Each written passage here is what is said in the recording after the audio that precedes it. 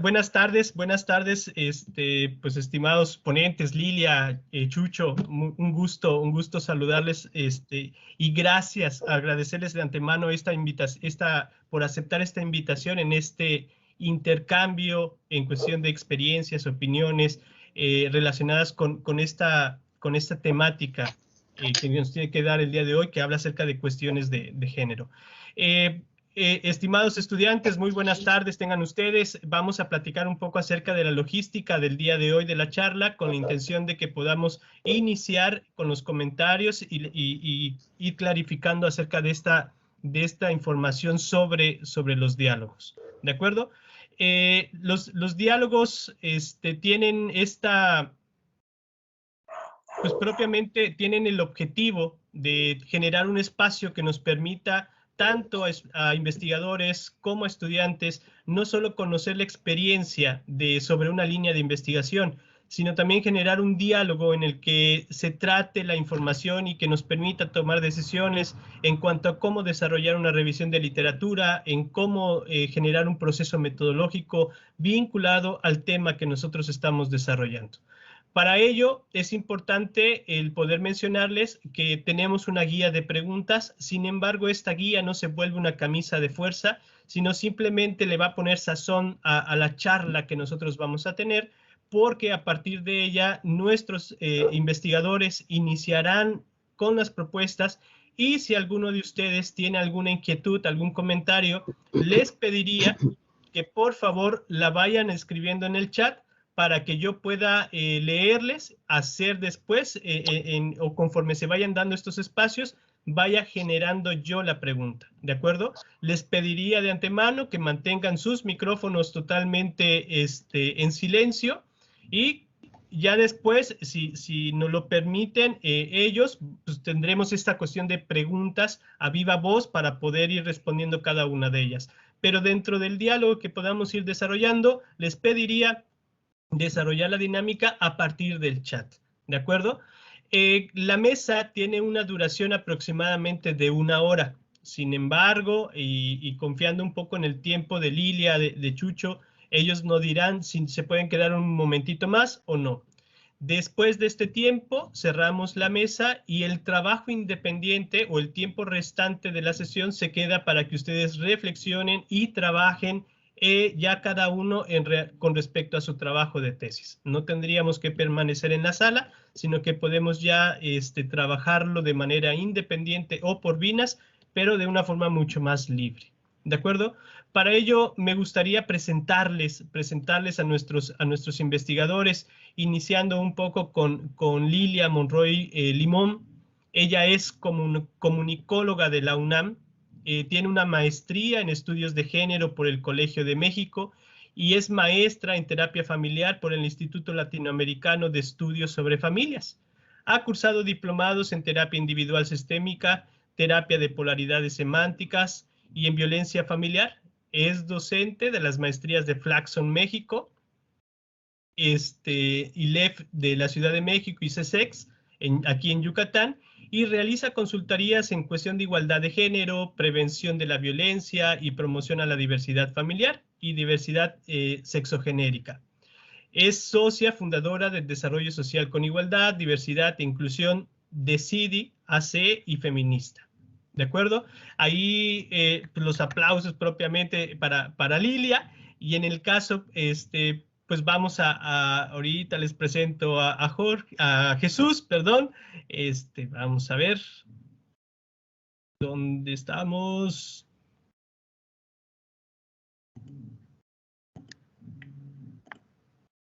Aquí yo tenía tú.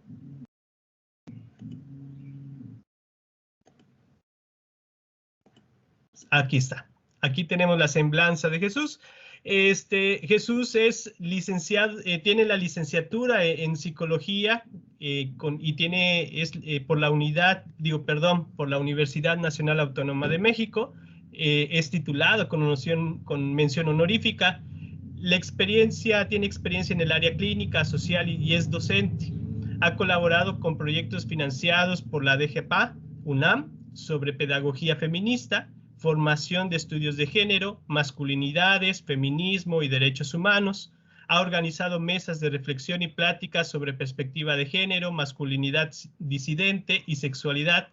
Es facilitador en grupos de reflexión, tallerista, psicoterapeuta, con abordaje en temas de masculinidad, paternidad, emociones, procesos deconstructivos, y actualmente estudia la carrera en sociología. Él pertenece al programa de talleristas para la igualdad de género y la no violencia de la UNAM. Ha participado como investigador, como ponente en congresos nacionales e internacionales en los temas ya antes mencionados, y es un gusto también que se encuentre con nosotros. De alguna forma tenemos el antecedente de su hermano que trabaja aquí con nosotros. Sin embargo, la cátedra que él desarrolla, los procesos de investigación, nutren perfectamente este espacio para poder desarrollar este diálogo con ustedes. Muchas gracias, Chucho. Perdón, en cuestión de decirte, Chucho, es la costumbre en función de haberte conocido ya un poquito más años atrás, de antemano. Les agradezco realmente infinitamente este espacio de expresión con los chicos.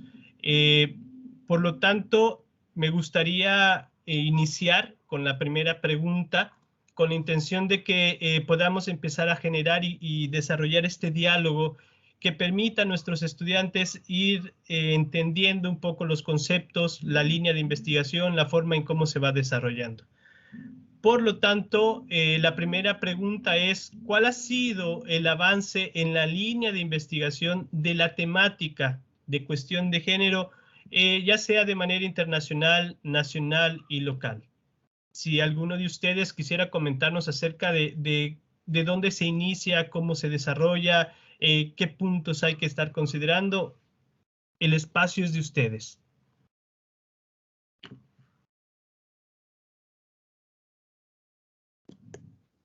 Bueno, pues yo me arranco. Excelente. Primero, valdría la pena decir que los estudios de género, al principio se llamaron los estudios de la mujer, por ahí de los 70s, 80s, luego se volvió estudios de género, y ahorita diré un poco la diferencia, pero sí me gustaría marcar que estos vienen del feminismo, es decir, el feminismo como un movimiento social, activista, ampliado, ¿no? Se habla del movimiento feminista y del movimiento más amplio de mujeres que luchan por aspectos específicos, derechos de las mujeres, aunque no siempre se autodenominan feministas. Pero ese movimiento amplio que tocó muchísimos aspectos de la vida social, de la vida política, de la vida económica, también fue el que inició la necesidad de hacer una reflexión sistemática y científica sobre el tema. Y es que así los estudios de género surgen. Vale la pena decir eso, porque a diferencia quizá de otras áreas de investigación, no de todas, porque hay otras en esta línea, sí tiene una intencionalidad clara de decir, para poder entender lo que nos pasa a los hombres y mujeres en una sociedad, tenemos que nombrar lo que no ha sido nombrado. Y para visibilizar eso, la ciencia es un camino. No es el único, pero es un camino. Y por lo tanto, sí hay la perspectiva de género sí tiene una intencionalidad de transformar la realidad, no solo de conocerla. Y en ese sentido sí le da un cariz particular, con sus bondades y sus limitaciones, ¿no? Como todo proceso de investigación.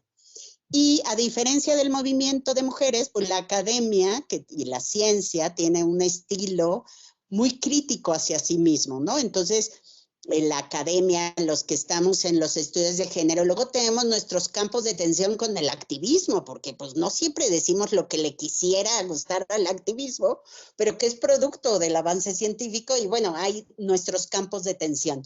Pero a la vez también compartimos como este anhelo de transformar algo que consideramos injusto, como es que por nacer hombres y mujeres, tengamos una vida diferente, un destino diferente, recursos diferentes, derechos diferentes, y que es injusto, ¿no? Y que esto está tan normalizado que no lo vemos. Yo diría en principio eso. Realmente diría dos ideas más. Por un lado, casi cualquier tema que ustedes se imaginen, hay investigaciones de género. O sea, en ese sentido, no se preocupen, el tema que ustedes quieran, hay algo ya estudiado en el tema de género.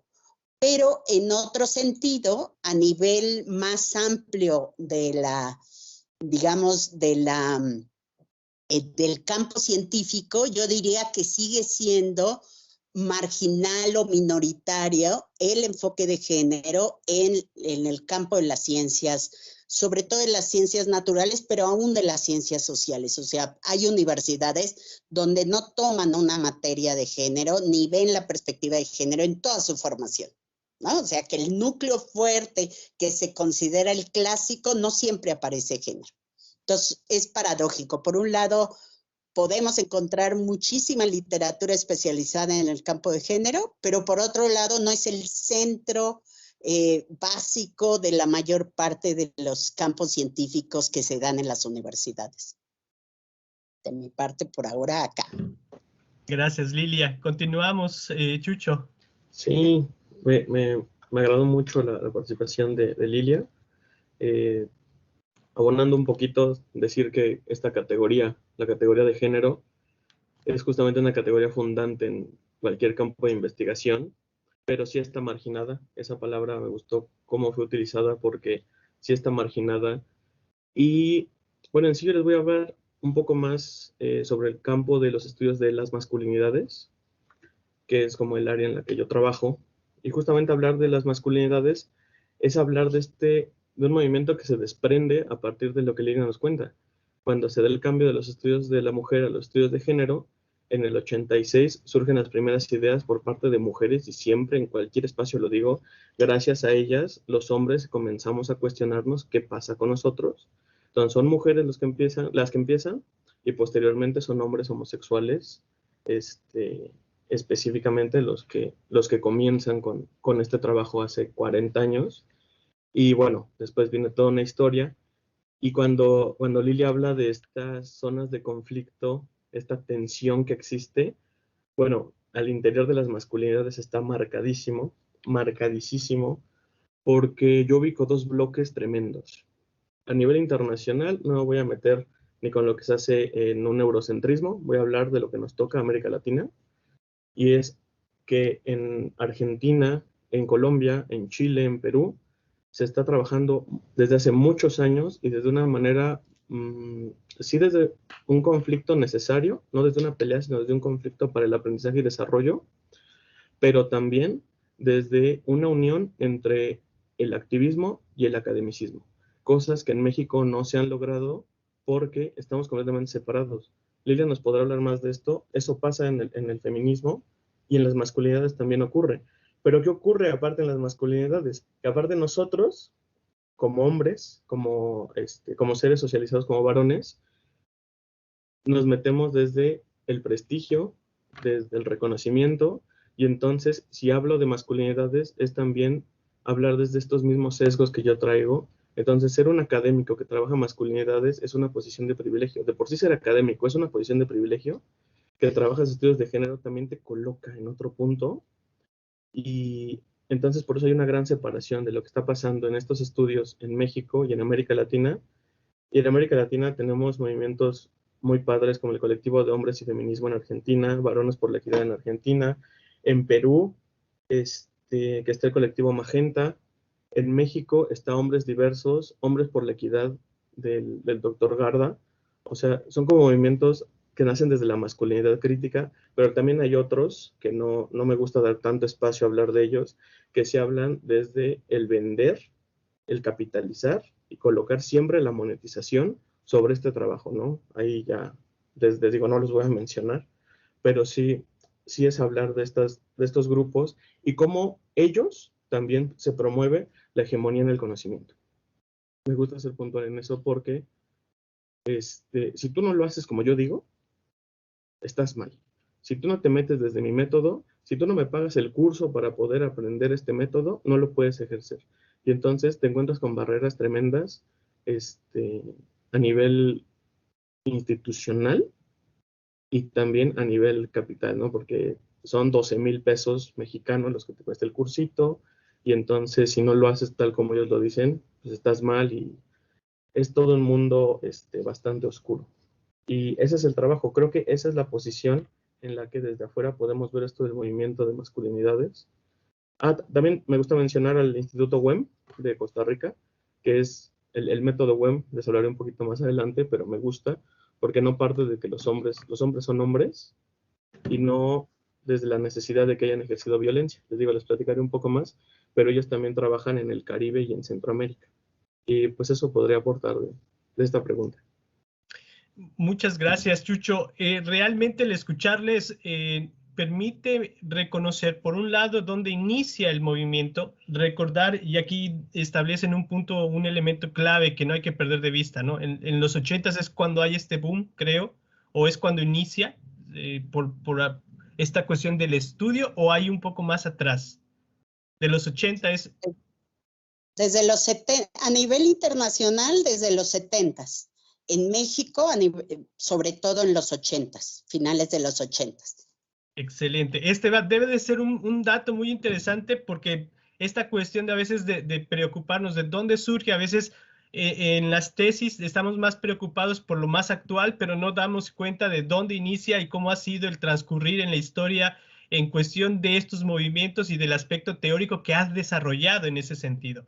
Y uno de los elementos que me parece muy interesante, y de ahí va mi otra pregunta que va vinculada con las demás, hablar de estas dos percepciones, desde esta cuestión de cómo lo atendemos desde el aspecto femenino o desde las masculinidades, empezamos a entender que no podemos separarlos. Hay una serie de connotaciones prácticas que necesitamos responder. Cuando escucho a Chucho, por ejemplo, me hace referencia a esto. Como docentes sí tenemos una serie de privilegios y podemos ir teniendo como una serie de máscaras o caretas que de alguna forma van confortando con nuestro género. Pero cuando abordamos un tema de esta índole, se esperaría que vayamos como atendiendo o percibiendo lo que está sucediendo en los dos aspectos, ¿no? Y ante ello me gustaría como preguntarles, mayormente es este tipo de temas, de acuerdo a la población, de acuerdo a la metodología, ¿cómo se han abordado? Desde, por ejemplo, ¿es fácil abordarlo desde el nivel primario, secundario? ¿O qué necesitamos, qué debemos de considerar para poder atenderlo? ¿Cómo poder acercarnos al tema ante una serie de poblaciones en cuestión del ámbito educativo, entre otras? Bueno, no sé si vamos a seguir el mismo orden, pero yo me arranco. Venga, Lilia. Cabe aclarar una cosa, ¿no? Género es el concepto que al final se acuñó para poder dar cuenta de cómo hay algo diferente al sexo, correcto, pero que se ha construido con base en el sexo. Es decir, de que nacemos machos o hembras, la sociedad construye todo un conjunto de significados, prácticas, normas, reglas sociales diferenciadas para hombre y mujer en función de su cuerpo sexuado. Es decir, si tiene testículos va a ser un hombre y se le construye como hombre y no puede dejar de ser hombre. Y si es mujer, se le construye como mujer y no puede dejar de ser mujer. Esta construcción social, a esa construcción social que es muy compleja, se le llama género. Y ahí no hay forma de estudiar a hombres y mujeres si no consideramos la relación, porque el género se construye de forma binaria, es decir, está lo femenino y lo masculino como opuestos y contradictorios y no hay un tercero disponible. Por eso la diversidad sexual se la pasa tan mal, porque se sale de esta lógica, ¿no? Debe de haber verdaderos hombres, verdaderas mujeres, todas heterosexuales y todos deseosos de tener hijos, ¿no? Esa es la construcción social. Ahora, ¿qué pasa en los hechos? En los hechos, aunque el concepto de género ha logrado trascender incluso en términos de política pública, se oye ya muchas veces se vuelve a convertir en sexo. Es decir, muchas veces género lo asociamos a mujeres y es incorrecto. porque género es un sistema relacional que involucra a mujeres, a hombres y a otras personas no binarias, porque todos somos parte de ese sistema. Y tenemos que lidiar con esos mandatos, esos estereotipos, esas normas, que además nunca cumplimos, ¿no? Porque el objetivo de este sistema no es que lo cumplamos, siempre vamos a estar deficitarios. Pero el chiste es que lo sostengamos. Y entonces, si yo, por ejemplo, mujer, tengo una voz fuerte, ¿qué más natural puede ser nacer con una voz fuerte? Ah, no, pero las mujeres somos delicadas y entonces tenemos que tener una voz débil. Ah, pues entonces quiere decir que a mí, muy chiquita, todo el tiempo me decían que hablara quedito. ¿Ustedes creen que se imaginan que yo entendía qué es eso de hablar quedito? Pues yo hablo así. Pero ese es el poder del género. ¿Qué hace? Pues que uno va aprendiendo que las mujeres debemos de modular de cierta manera y los hombres de otra. Pero todos nos vamos con la finta de que eso es lo natural. Y esa es la clave perversa del género. El género, que es una construcción social que nos afecta a las personas de manera relacional y contextual, porque las normas de género no han sido iguales ahora que en el siglo XIX, por ejemplo, han cambiado.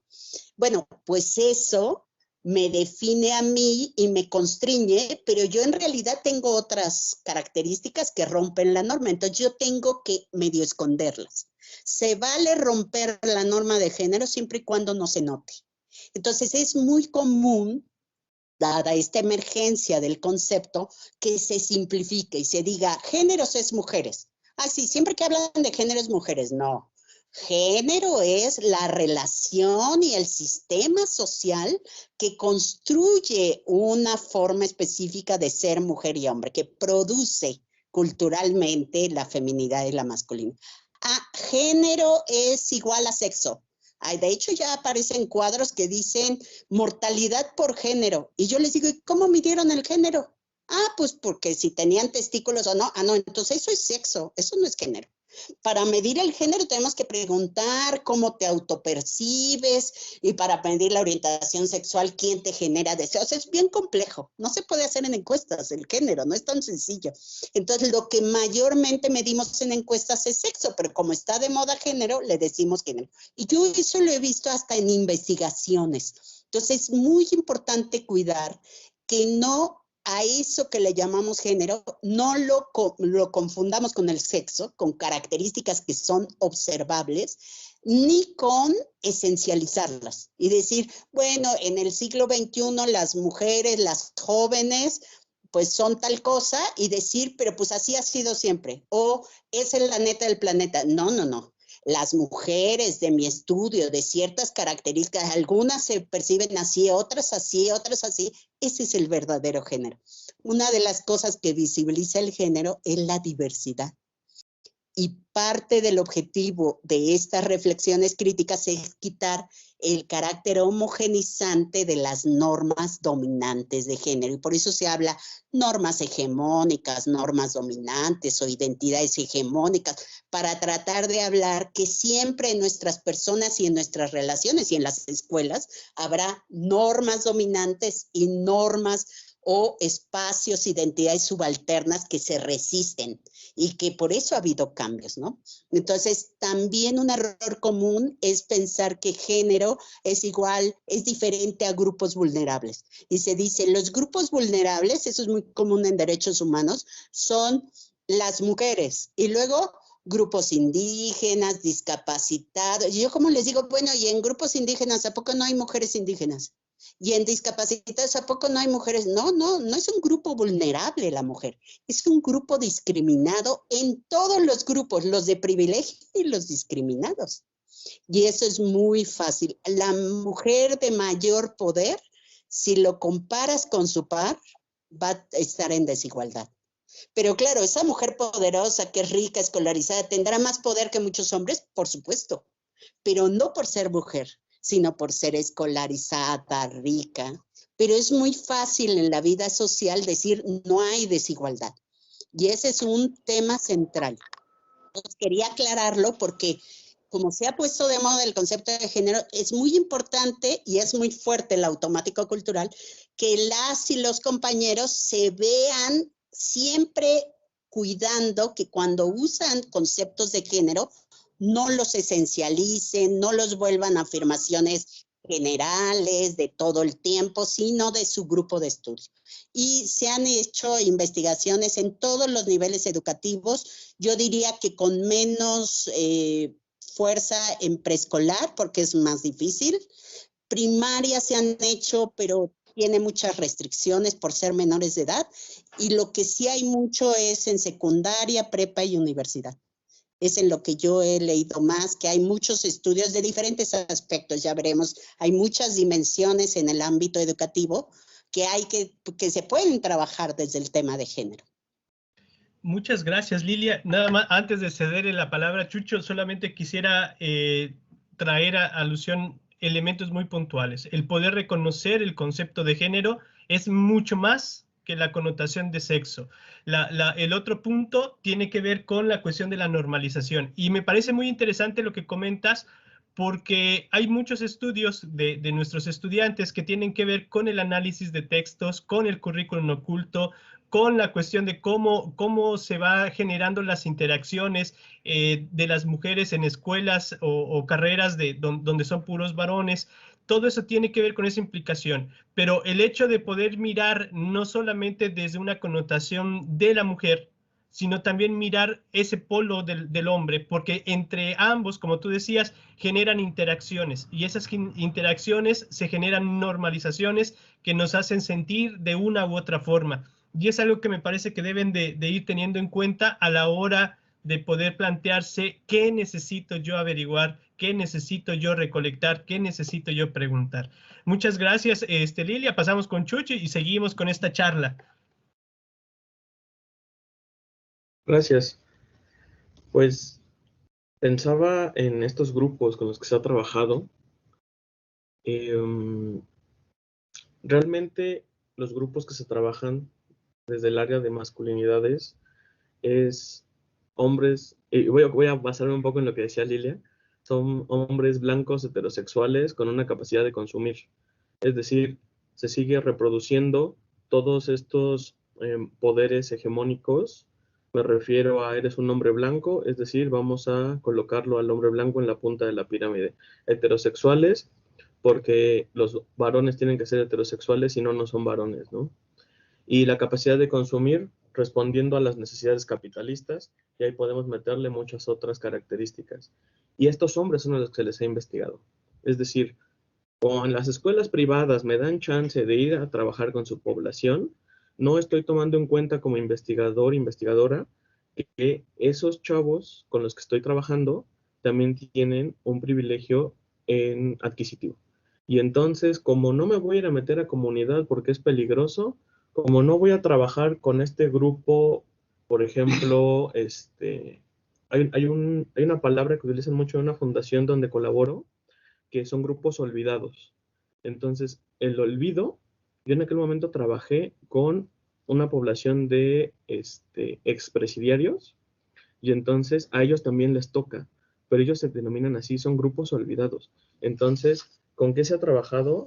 Son hombres, también que se presupone que cuando vamos a hablar con hombres y de hombres, todo es violencia, todo se tiene que hablar de la violencia, y entonces la mayoría de los modelos están enfocados en trabajar desde que el hombre tiene que aceptar que es violento. Y una de las propuestas es que la violencia es un eje que atraviesa, es correcto, es un eje que forma parte de la masculinidad, en su mayoría se trabaja, se tiene que trabajar, pero no presuponemos que el hombre va a aceptar que es un hombre violento y por eso vamos a trabajar masculinidades, sino se trabaja desde esta formación, desde los mandatos, desde el ser hombre, desde la formación masculina, educación y demás. Eso me parece que son como las cosas que más se han trabajado. ¿Y qué es lo que se ha trabajado poco o nulo? Los niños varones no existen para la investigación en masculinidades.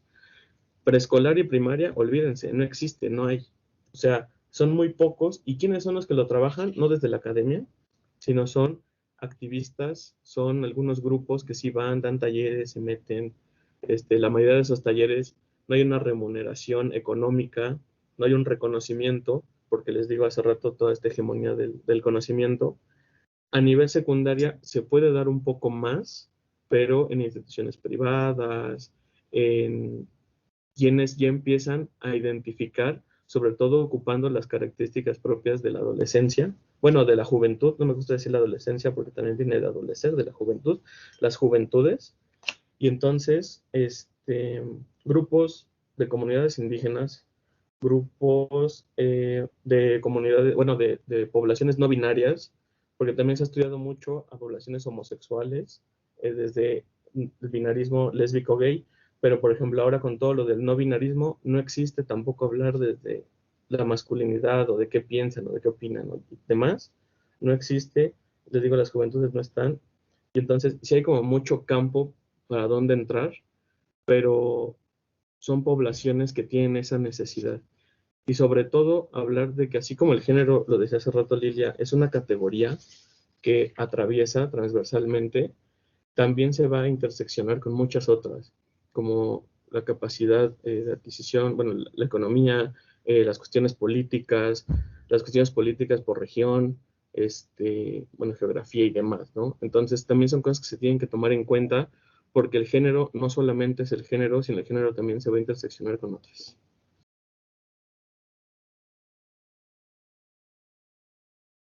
No te oyes, David. No te oyes. Perdón. Gracias, Chucho. Creo que abres el abanico de todas las poblaciones que se están desarrollando y que en muchas ocasiones, lo que comentaba Lilia al principio, que hacer investigación en estos temas no es únicamente para conocer, sino para poder transformar. Y lo interesante es que no siempre nos arriesgamos a transformar los contextos en los que estamos estudiando. A veces inclusive estamos reconociendo los grupos de privilegio para poder identificar cómo se están normalizando ciertas cosas, pero no nos vamos un poquito más allá con esa intención de no, por el miedo a lo que puede implicar y lo que se vaya desarrollando.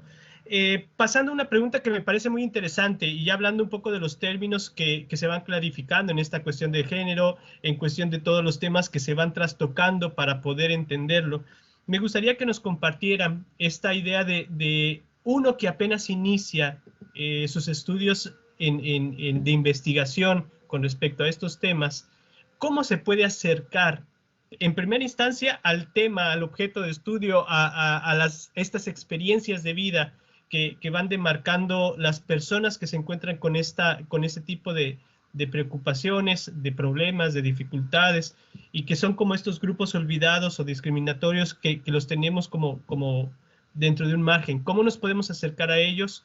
¿Qué debemos de tener en cuenta en cuestión del aspecto metodológico o teórico para poder abordar temas de esta índole? Bueno, es una pregunta compleja, ¿eh? No es tan fácil. Yo, sobre todo, he desarrollado investigación cualitativa. En la investigación cualitativa, un tema muy importante es tener muy claro qué quiero saber de mis participantes, ¿no? Y como participantes también hay que cuidar mucho cómo preguntamos, es decir, parte del proceso de lo que queremos hacer es cómo preguntar para que nos den su propia reflexión y experiencia, pero dentro, o sea, pero tratando de acotarlo al ámbito que a mí me interesa investigar, porque no podemos investigar todo. Si hiciéramos entrevistas donde abordáramos, pues no se podría, ¿no? Ni el enfoque biográfico es así, hay cierto nivel de delimitación. Pero dado que estamos hablando con personas, tenemos que ser muy cuidadosas de la experiencia, ¿no? Por ejemplo, cuando se aborda violencia, ni modo que empecemos a preguntar sobre diversas experiencias concretas, que quizá ella no llame violencia, o el joven, pero que ha sufrido tipo bullying, por ejemplo, como se le llama ahora de moda, ¿no? Que es el acoso escolar y el hostigamiento escolar. Y nosotros suponer que eso no le va a afectar, claro que le va a afectar hablar sobre eso, ¿no? Entonces hay que tener como también una revisión ética de qué vamos a hacer y por qué lo vamos a hacer. Por ejemplo, efectivamente la investigación en niños y niñas es muy escasa, entre otras razones, porque éticamente no es tan fácil entrevistarlos, observarlos, sin que cometamos algún digamos, algún aspecto criticable, ¿no? Éticamente hablando, ¿no? Entonces, por eso, por ejemplo, en niños y niñas que han vivido violencia, generalmente se buscan métodos indirectos, que dibujen, observarlos, más bien hablar con los padres, con hermanos mayores, para que no revictimicemos al chico, ¿no? Entonces, pero en otros temas igual, ¿no? No solo de violencia, o sea, cómo cuidar que nuestras preguntas no partan de los sesgos de género. O sea, yo, como soy escolarizada, creo que es obvio tal cosa, pues nada es obvio, ¿no? La escolarización nos dice que eso es obvio, pero eso es porque la escolarización nos los dijo, no es obvio, no es de sentido común, no es natural. Entonces, tener claro que nuestro conocimiento es construido y que el de ellos también y obedece a un contexto, entonces implica empaparse mucho en el contexto. Yo diría, yo les recomendaría leer muchos estudios de esa población y eso para que puedan ir viendo y vean el apartado metodológico, o sea, no solo los resultados, son muy importantes los resultados, pero sino también el apartado metodológico, cómo lo hicieron, en entrevistas cualitativas, en grupos focales se tiene que pedir permiso, debe haber un consentimiento. Yo en lo personal, incluso cuando ya he hecho toda la transcripción, regreso de nuevo con mis participantes y platicamos la transcripción. Y entonces nos pueden agregar, pueden decir, esta parte te la dije, pero no quiero que aparezca en mi investigación. Yo creo que son dueñas de su información, no soy yo dueña. Entonces paso eso. Y luego quien quiera, ¿no? Porque algunos ya ni quieren, pero quien quiera de mis participantes también leen el capítulo de resultados. Y entonces hasta pueden decir, ¿sabes qué? Esta parte que yo te dije me parece que va aquí. Y por eso les llamamos participantes, porque en realidad nos nutren en todo el proceso, ¿no? Pero hay, digamos, otros enfoques que no comparten esta visión. Yo digo que en el tema de género, dado que estamos tocando una parte tan sensible de la vida de las personas, sí deberíamos incluir dimensiones éticas, qué se vale y qué no se vale en la investigación. Y ahí hay artículos, ¿no? Pero leer muchas investigaciones, si ustedes van a hacer investigaciones cualitativas, pues muchas investigaciones cualitativas de su tema, o aunque no sea de su tema, pero directamente, pero sí, por ejemplo, que usen la entrevista o el tipo de entrevista que ustedes quieren aplicar, leer cómo lo hacen, la metodología es muy útil, aunque no sea de mi tema, de un poco cómo se imaginaron definiendo cosas. Y en esta parte que decía Jesús, dado que las mujeres concretas nunca son solo mujeres o los hombres concretos nunca son solo hombres, tenemos que articularla con otras desigualdades que están presentes.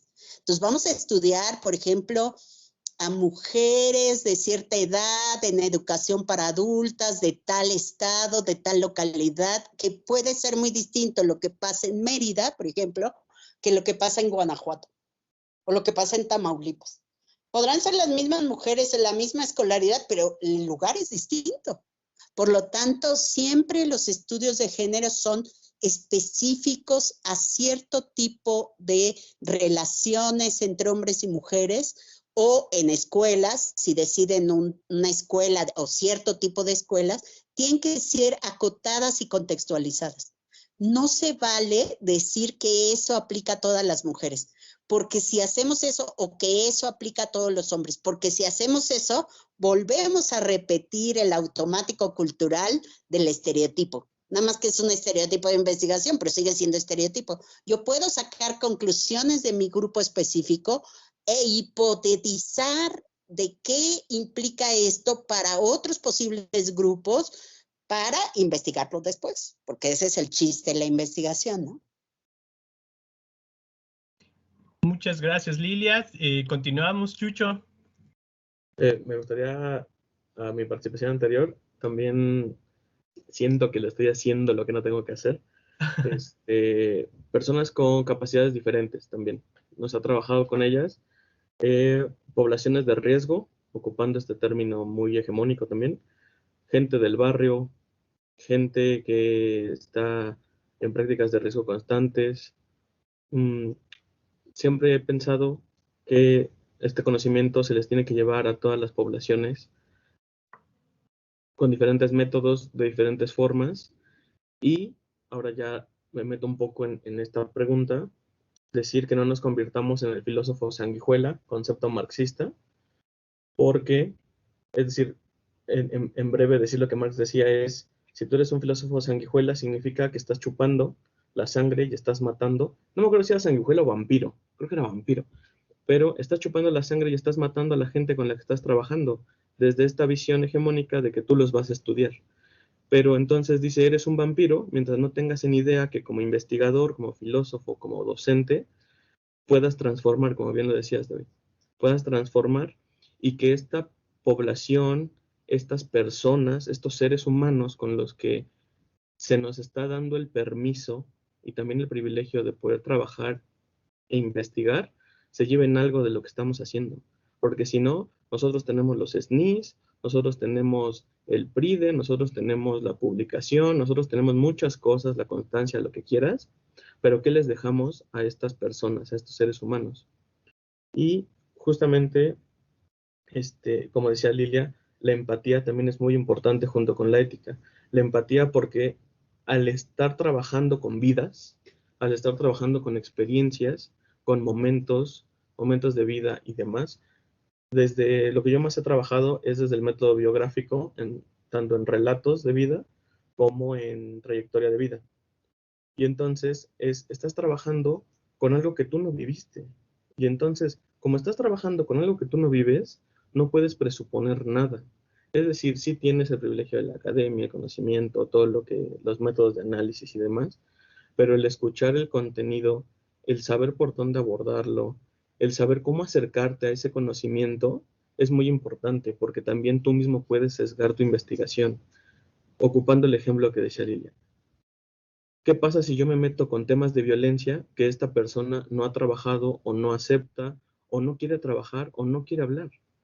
¿Cómo yo te voy a forzar y de repente llego y te digo, ay, oye, cuando sufriste abuso sexual, no sé qué, ¿no? Es como, perdemos el tacto. O sea, digo, el privilegio de estar aquí es una consecuencia es perder el tacto. Pierdes el tacto, pierdes la sensibilidad y entonces el no olvidar también que nosotros vamos a aprender de nuestra propia investigación.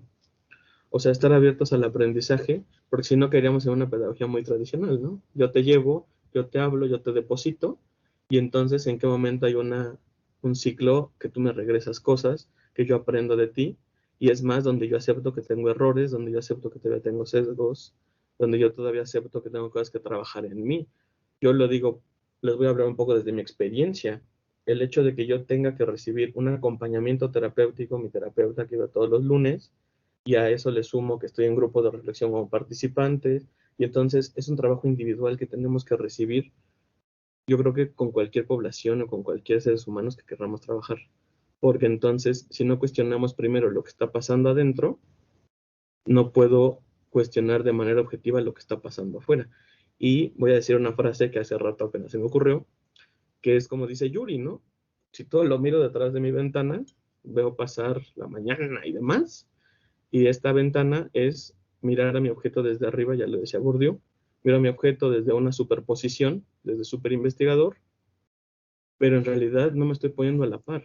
Yo te miro desde mi punto, pero nunca estudio y nunca conozco, más que estudiar es conocer, eh, lo que esta persona y este ser humano o este grupo, colectivo, comunidad de seres humanos están viviendo o están pasando. Y pues creo que soy... Muchas gracias. Yo creo que van considerando elementos muy puntuales que nos hace percibir a la investigación no desde un sentido técnico, sino más bien desde esta connotación humana, ¿no? En el sentido de que en primera instancia no estamos hablando de un objeto, no estamos hablando de algo que no tiene conciencia o libertad o voluntad. Estamos hablando de alguien que sí escucha, que interpreta nuestras preguntas, que a partir de esas preguntas le puede generar una cierta información y a partir de ahí generar un diálogo. Pero además de ello, me parece muy interesante lo que comentas, Jesús, en cuestión de esta introspección. cada vez que yo estoy tratando de desarrollar y pensar sobre una pregunta para el participante, creo que también hay un ejercicio interno que debemos de hacer, ¿no? O sea, cómo yo respondo a ese cuestionamiento. ¿Para qué? Para que yo pueda identificar esos constructos, esas creencias, esas ideologías que yo tengo y empezar a ir enganchando o quitándome los sesgos que me permitan ver con mayor claridad lo que los participantes me pueden estar respondiendo. Y de esa manera generar la empatía para poder ir proyectando este ejercicio. Bien, tenemos 15 minutos todavía en función de la charla. Me gustaría, si alguno de nuestros estudiantes tiene alguna pregunta que hacer, algún comentario, lo pueda escribir en el chat por ahora. Si no, por ahorita vamos a ir cediendo el espacio para que los micrófonos se activen y poder generar este diálogo. Solamente con una última pregunta de mi parte, una pregunta casi obligada dentro de estos diálogos, es como el ir pensando y pensar más bien en el estudiante y decir qué palabras claves debemos de tener en cuenta para poder desarrollar un estudio que tenga que ver con esta cuestión de género. ¿Qué de palabras claves pueden estar? Y en algún momento, si ustedes conocen algún autor que nuestros estudiantes también deban de mencionar en su tesis como algo obligado, pues es el momento.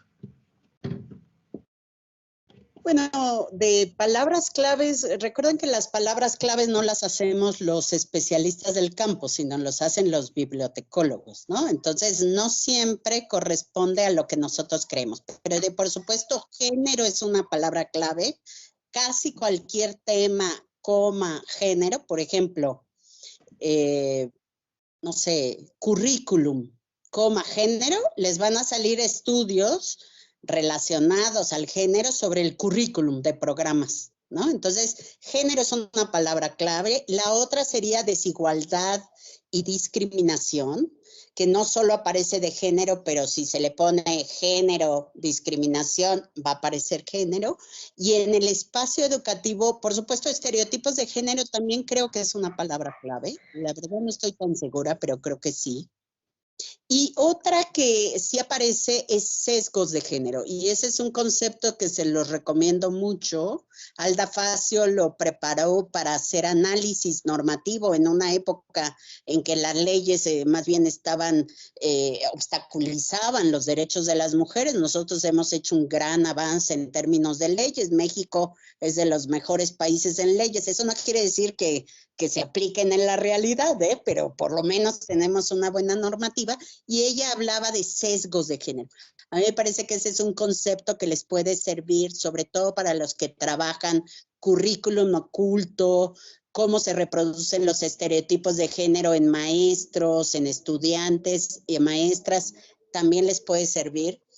Y pues yo diría que básicamente eso. Yo les voy a mandar algunos textos que conseguí a través de David, a través tuyo, y también en la referencia en las páginas que yo les diría son claves, es ONU Mujeres, CEPAL, UNICEF, UNESCO en el caso de ustedes, y la UNAM, el Colegio de México y la UAM, que tienen maestrías y ahora doctorados en materia de género. Ahí van a encontrar muchas tesis y seguramente habrá alguna relacionada al ámbito educativo. Entonces, luego les paso esas portales que en el área de publicaciones tienen cosas muy buenas. Y hay una que se llama es la Red Latinoamericana de Investigaciones, y ahí uno encuentra mucho de Latinoamérica, porque les recomiendo mucho que busquen estudios no solo en México, sino también en Latinoamérica, que regionalmente es muy cercana a nuestra condición, y ahí hay estudios súper interesantes, por ejemplo, en Sudamérica, Chile, Argentina, Brasil, estudios súper interesantes en el ámbito de género. Gracias, Lilia. Perdón, dime. Nada más quería decir una cosa más, discúlpame, Jesús. En el tema de género, entonces tenemos lo que puede experimentar una persona en función el mismo género y otros géneros, ¿sí? Es decir, las mujeres entre mujeres, allá hay relaciones de género.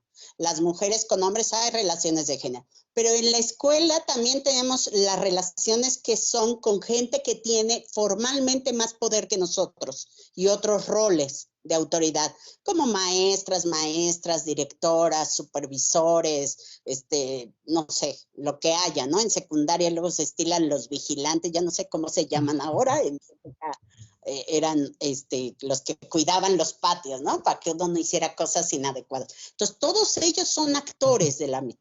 Pero hay un tercer nivel que es muy importante, que es la propia institución. O sea, el orden de género también está en los reglamentos, en las normas, en los dispositivos institucionales. Ahora, por ejemplo, que los mecanismos que se han aplicado para la pandemia, ese es un dispositivo institucional. Y a veces los dispositivos institucionales, estas formas de operar, tienen elementos de desigualdad de género impregnados y que nadie visibiliza porque aparentemente es la buena, por ejemplo, cómo se visten, los uniformes, la etiqueta. La etiqueta, pues mucho tiempo fue definida como que era lo deseable para estudiar, pero luego se analizó pues que tenían una serie de diferencias de género muy inapropiadas para las mujeres y su capacidad de estudiar, ¿no? Entonces es ir visibilizando. Entonces está las personas, sus relaciones, pero también las instituciones. Por eso es un sistema, ¿no? Es un sistema que a todos los niveles nos bombardea para que repitamos el orden dominante. Quería decir eso para que quede muy claro, porque algunos de los temas que ustedes están abordando tocan mucho a las reglas institucionales, a los rituales institucionales, y esa es otra dimensión que, si se fijan, ya no es de hombres y mujeres, es de la institución como un genérico humano inadecuado, porque su modelo es lo masculino, hegemónico. Perdón la interrupción. No, está bien, Lilia. Yo creo que respondes un poco a la pregunta que Isis nos hacía en el chat, en cuestión de cómo abordar el tema de currículum oculto. Yo creo que ahí tú ya has mencionado en cuestión de mirar este tipo de relaciones. En primera instancia, la interacción que hay entre los pares que se puedan estar desarrollando en su conjunto. El segundo nivel estaría en función de las interacciones que hay entre el estudiante y el profesor, o el administrativo, o aquel que tiene una connotación de poder. Y el otro punto estaría regulada por la cuestión de las instituciones, la manera de cómo está de manera explícita e implícita la normativa que se regula dentro de la convivencia de la escuela. Yo creo que por ahí responde un poco a la pregunta de Isis. Vamos a escuchar a Jesús, a Chucho, venga. Gracias. Bueno, sobre esto de las palabras, me gustaría agregar subalternidad también, grupo subalterno, subalternidad, decolonialidad. Hablar de colonialidad también atraviesa muy latinoamericano esto. En representatividad, que estamos hablando como investigadores y demás, yo les recomendaría leer a Spivak y cómo habla de la representatividad. El hecho de que como investigadores nos colocamos en una posición y creemos que representamos a esos grupos con los que trabajamos, es muy interesante el abordaje que se hace. Hablar de masculinidades críticas, las básicas, masculinidades diversas, pero creo que el concepto que yo más resalto es la masculinidad crítica, porque también habla de un proceso interno desde esta postura crítica al interior del propio movimiento, o bueno, del propio grupo que trabaja, ¿no? Porque movimiento, el feminista, nosotros estamos muy chiquillos a comparación de. Y también los invitaría a investigar sobre pacto patriarcal, sobre mandatos de género, como ya le decía Lidia, sobre sesgos de género, todo esto. Creo que los basiquísimos de masculinidades, el trabajo con hombres es Connell, Víctor Seidler, les recomiendo mucho el de Melissa Fernández Chagoya, un libro que se llama, ay, se me fue ahorita su nombre, si me dan 2 segundos se los digo.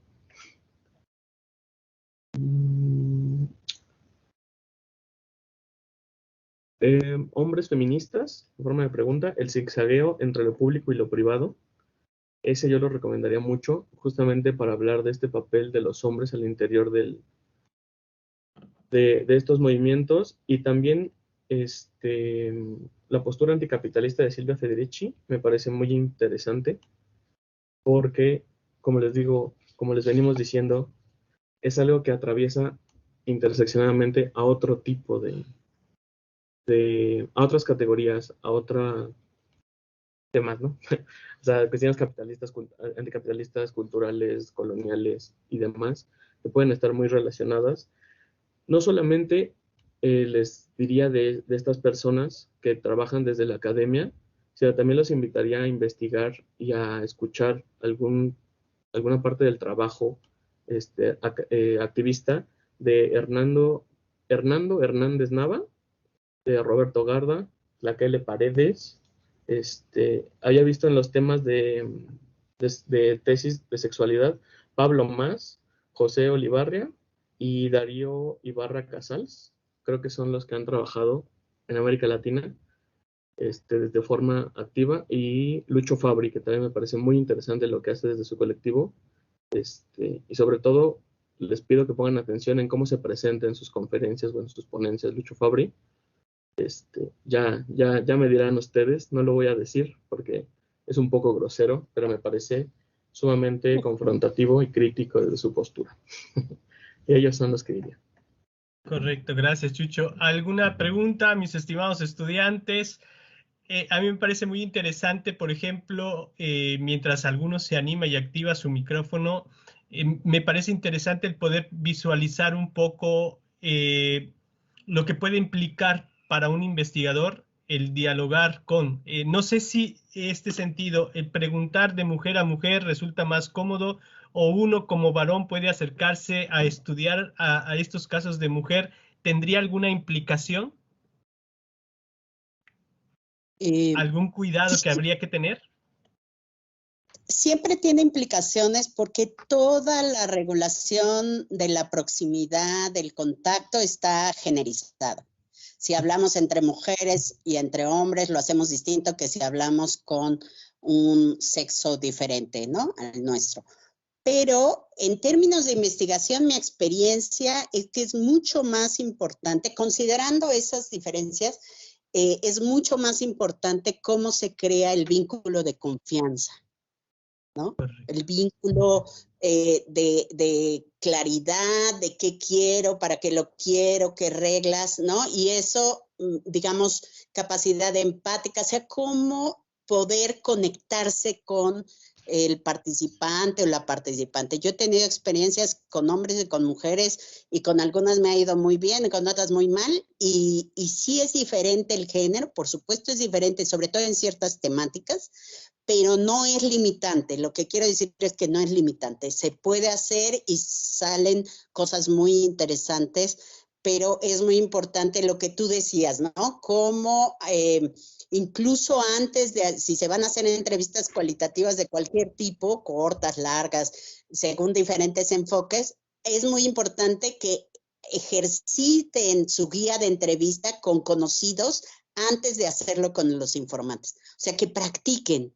Ellas mismas, ellos mismos, ustedes van a ir viendo que a sus hermanos, amigos, ahí díganle, necesito practicar, y entonces practiquen. Porque ustedes mismos van a ir viendo cómo hay preguntas que uno las dice y dice, esto suena horrible, ¿no? O es muy, o no te entiendo, chico, no me entiendes, no, es chiste local, ¿no? Nosotros muchas veces hacemos preguntas de chiste local porque hemos estado leyendo y leyendo el tema, pero vamos a hablar con alguien que no está empapado en el tema. Entonces, ¿cómo transmitimos? Entonces, practicar es muy importante antes de irse al campo. Y siempre después de ir al campo, como decía Jesús, tener un espacio de diálogo con sus directores, directoras de tesis, o con maestros, maestras, donde puedan ir viendo y, bueno, un poco qué les mueve el material. Hay situaciones que nos mueve mucho el material porque generalmente elegimos temas que nos involucran personalmente. Entonces es muy importante tener claro que me mueve el tema, y entonces puedo hacer una mini pausa para, a ver, colocarme qué me pasó, qué me movió, qué, porque si no, eso puede obstruir el proceso de investigación. Pero es normal, entonces que ahí se apoyen de quienes son coordinadores del seminario, para que hablen de esto, ¿no? Son procesos normales de la investigación que luego los libros no cuentan mucho, pero que están muy presentes en la investigación. Gracias, gracias Lilia. ¿Algo que quieras comentar al respecto, Jesús? Tenemos también a un estudiante que quiere participar. Yo agregaría que respetar los espacios es muy importante, porque lo que sí se da muchísimo es que hay hombres que quieren involucrarse de manera activa en el feminismo, sobre todo desde la parte académica, y hay algunos que llevan años trabajando desde ahí, pero no desde el cuestionamiento de su propia masculinidad, como decía David hace rato, no desde voy a evaluar y saber y cuestionar mis sesgos. Entonces, respetar los espacios y sobre todo no olvidar que hay procesos históricos. A mí me han cuestionado muchas personas cercanas de por qué hay hombres, por qué hay mujeres que trabajan masculinidades, o sea, ellas no deberían. Y porque me escuchan decir justamente esto, de que hay hombres que se han metido y que yo no estoy de acuerdo. Y yo digo, no olviden el proceso histórico, porque ellas tienen otras formas de socialización, vienen desde otro tipo de socialización, de trabajo, demás, y el proceso histórico nos marca que ellas comenzaron este movimiento. Y entonces ellas se involucran de una manera diferente a como el hombre se involucra en los feminismos, ¿no?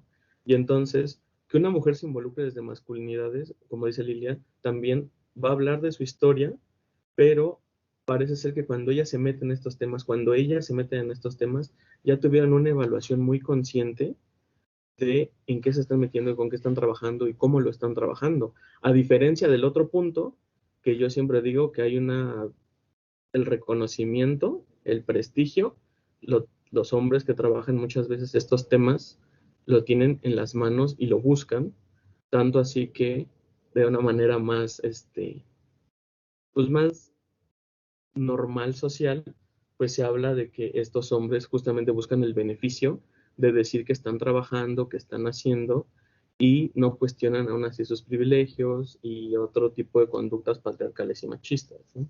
Solo aclararía eso también. Correcto, gracias Jesús. Tenemos a un estudiante que quiere participar, Ana Gaby, si nos puedes activar tu micrófono y hacer la pregunta. Sí, claro. Pues mi estudio, o bueno, el que me gustaría hacer está dirigido hacia lo que es la educación sexual en escuelas primarias, más que nada un estudio hacia los contenidos que se están incluyendo. Y yo lo estoy trabajando con una compañera y nos estamos enfocando en, digamos, nuestro principal enfoque es hacia cómo se está biologizando los contenidos que se dan de educación, que casi todos son hacia la reproducción y no van más allá de eso. Entonces quería comentarles, o bueno, quería preguntarles a ustedes como qué otros, digamos, cuáles serían los conceptos clave que ustedes considerarían que deberían darse en escuelas primarias o que hacen falta sobre educación sexual en escuelas primarias. Bueno, así como yo lo que te diría es que hay una línea de investigación en educación integral de la sexualidad, tanto en la academia como para intervención en política pública, ¿no? Hay toda una campaña, digamos, un programa nacional que no ha pegado tanto, y exactamente no ha pegado tanto porque el núcleo duro de resistencia es que maestros, maestras, tutoras, tutores no quieren hablar de sexualidad con los chicos, no saben hacerlo. ¿Sí? Entonces, creo que buscando como educación integral en sexualidad vas a encontrar publicaciones tanto internacionales como nacionales, y en estudios buscar pues igual, ¿no? Educación sexual si es en primarias, a ver qué hay, qué estudios se han hecho y todo. Sé que en Argentina hay no solo una normatividad muy buena, sino hay muchos estudios sobre educación sexual en diferentes niveles. Entonces, ahí busca, digamos, en bibliotecas grandes, cualquier biblioteca grande debe de tener de Latinoamérica, y esta que se me va el nombre, déjenme ver, yo aquí lo tenía. Se llama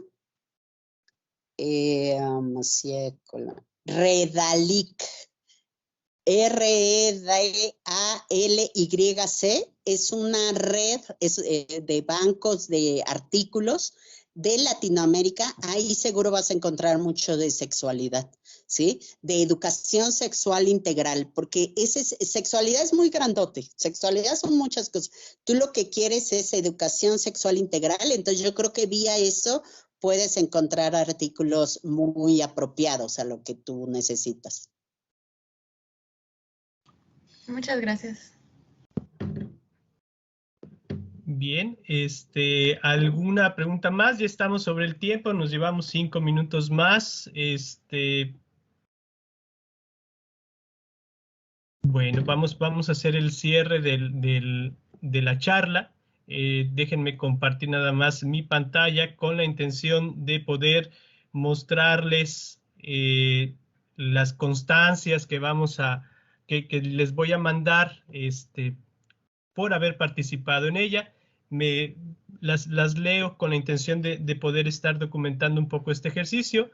La Facultad de Educación de la Universidad Autónoma de Yucatán otorga la presente constancia a la maestra Lilia Monroy Limón, al licenciado Jesús Ramírez de Arellano, por participar con la plática Cuestiones de Género en Educación el día 07 de septiembre del año 2021, dirigido a estudiantes del séptimo semestre de la licenciatura como parte de los diálogos con investigadores. Es una actividad celebrada dentro del marco del curso de Seminario de Tesis 1. Firma nuestra secretaria académica, Silvia Alejandra Baeza Aldana, Luz, Ciencia y Verdad, la Universidad Autónoma de Yucatán, septiembre 2021.